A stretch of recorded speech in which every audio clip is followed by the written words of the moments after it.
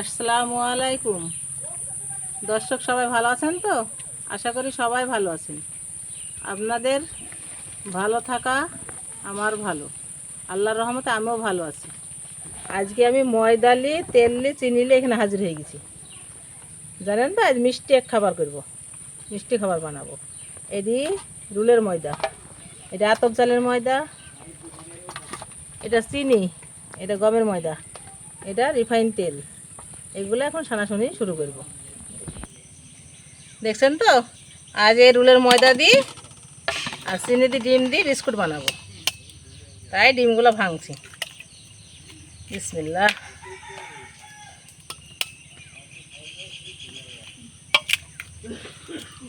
পোলট্রির ডিম কিন্তু, অন্য ডিমে হবে না, গ্যাস করবে।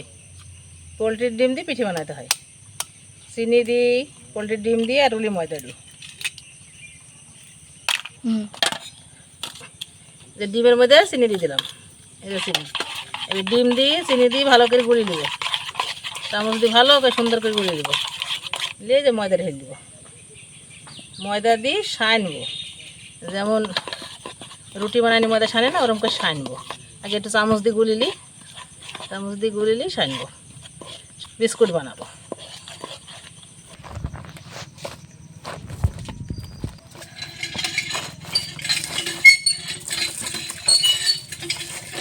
আটাটা সুন্দর করে মাখানো হয়ে গেছে, এটা ঠালে রাখবো। আর এবার আন্দাজ ভাজবো, তাই এই যে গামলায় চিনি দিছি।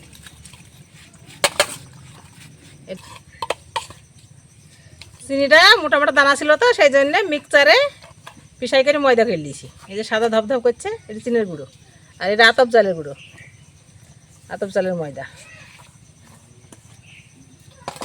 আর এটা গমের ময়দা। আন্দোসা ভাজিতে গমের ময়দা চালের ময়দা লাগে, আর চিনি লাগে। ময়দাটা মাখিয়ে নিব। পিঠে বানানোর ময়দা সেনে নিয়েছি, রুটি বানায় ওরমকে শক্ত করে সেনেছি।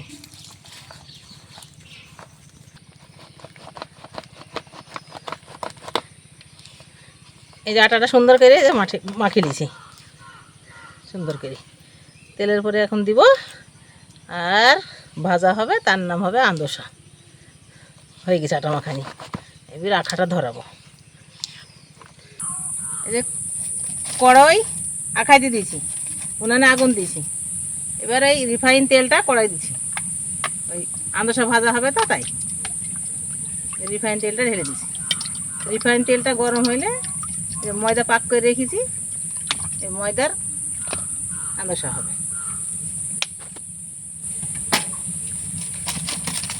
তেলটা গরম হয়ে গেছে, এবার ময়দাটা পাক করে রেখেছি, দিয়ে দেবো তেলে। এক এক করে যেগুলো হবে এখন সব ভেজে ফেলবো। ময়দাটা তেলের উপর দেওয়ার পর এক পিঠ লাল হওয়ার পর এরকম পুরুটির মতো ফুলে যায়। এই যে আর এক পিঠ উল্টে দিলাম, এই পিঠটা লাল হয়ে গেছে, এই পিঠটা লাল হওয়ার পর তুলে নেবো সেকনা দিয়ে। এই যে এটা হয়ে গেছে, সাইডে তেলে রাখলাম, দেখি আর একটা ময়দা ঢেলে দিলাম। এটা এবার তুলে নেবো সেকনা দিয়ে। এই যে কত সুন্দর হয়ে ফুলে গেছে, তুলে নিলাম।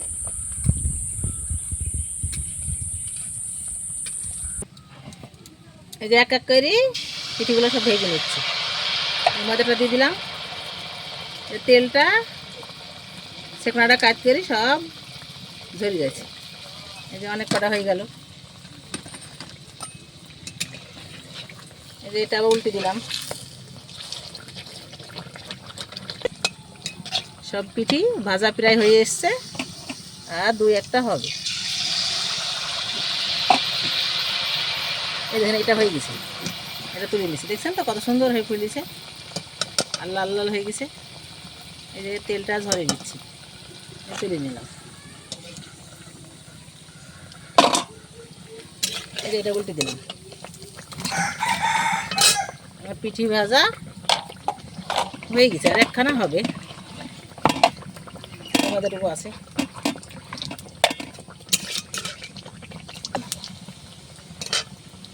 এই যে ডিম দিয়ে রুলের ময়দা দিই আর চিনি দিয়ে মেখে রেখেছি, বিস্কুট বানাবো বলিস না, এই যে আটাটা এরকম করে সমান করে নেবো, বেলবো,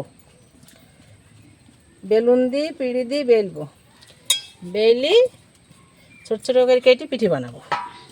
এই যে রুটি করছি,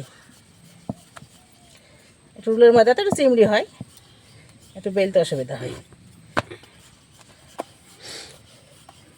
এই যে রুটিটা বেলুন পিড়িতে বেলি বড়ো করে ফেলেছি, এই ছোটো ছোটো করে কাটবো, কেটে বানাবো, বিস্কুট বানাবো। এই যে ছোটো গিলাস কেটে নিয়েছি, দেখছেন তো, এই যে বিস্কুট।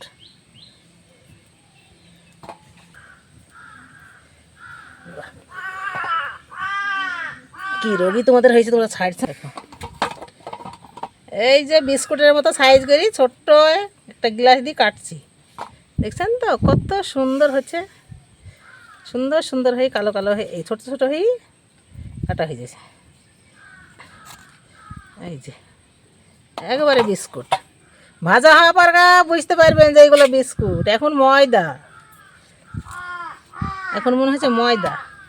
এই যে রুটিগুলো এক এক করে এইভাবে বেরিয়ে নিলাম, যে এইগুলো কাটা হয়ে গেছে, দেখছেন তো পিঠের ডিজাইন করে ফেলেছি। আর এই রুটিটা এবার কাটবো, আপনারা দেখেন কী করে কাটা হচ্ছে। এই যে দেখছেন তো এভাবে কাটছি।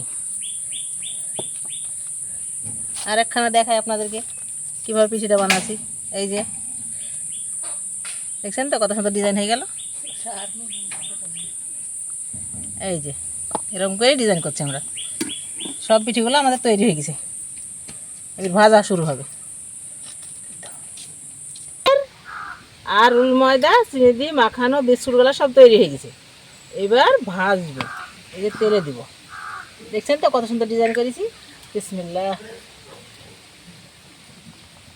এক্ষুনি ভাজা হয়ে যাবে, খুব তাড়াতাড়ি ভাজা হয়। আর ডিম কিন্তু পোলট্রির ডিমের করতে হবে, দেশি ডিম হাঁসের ডিমের এসটি গন্ধ করে, খাওয়া যায় না, সেই জন্য আমরা পোলট্রির ডিমের করছি। পোলট্রির ডিম দোকান থেকে নিয়ে এসি, তাই রুলি ময়দা দিয়ে তৈরি করছি এগুলো, দেখছেন তো। এই যে তেলটা টকবকের ফুটছে, এক্ষুনি ভাজা হয়ে যাবে, 5 মিনিটের মধ্যে পিঠি তৈরি সম্পূর্ণ হয়ে যাবে।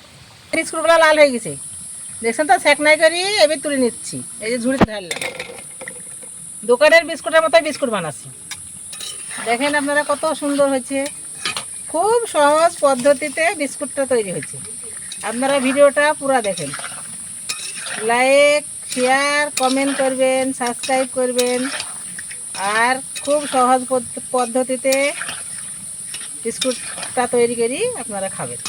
দেখছেন তো বিস্কুটগুলো কত সুন্দর হয়ে ফুলেছে, সুন্দর হয়ে তেলের মধ্যে উল্টে উল্টে দিচ্ছি, একবার লাল রং হয়ে গেছে, দোকানের বিস্কুটের মতন। সারা বছরই তো দোকানের বিস্কুট কিনে খাই, আজকে আবার ইচ্ছা হলো যে সোনা ভানুর কিচেনে বিস্কুটের রেসিপি করি,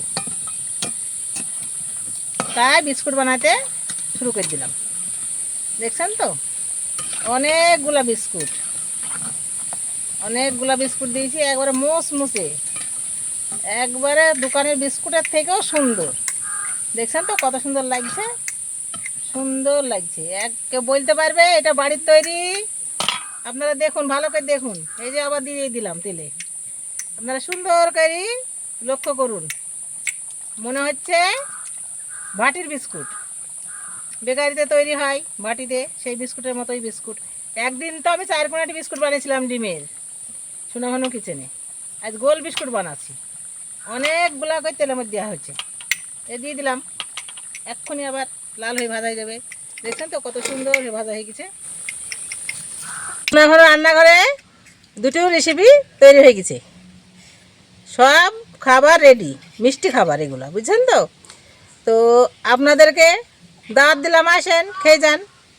আপনারা তো হয়তো এখন আসতে পারবেন না, পরে এসেন, আপনাদের সাথে আমার খাওয়া দাওয়া হবে। আর সবাই ভালো থেকেন, সুস্থ থেকেন, আর এইভাবে তৈরি করি আপনারা সুন্দরভাবে খেন, খুব সহজ পদ্ধতিতে। এটা ডিম দিয়ে তৈরি, আর এটা চিনি দিয়ে ময়দা দিয়ে তৈরি। ভালো থেকেন, সুস্থ থেকেন, আল্লাহ হাফেজ।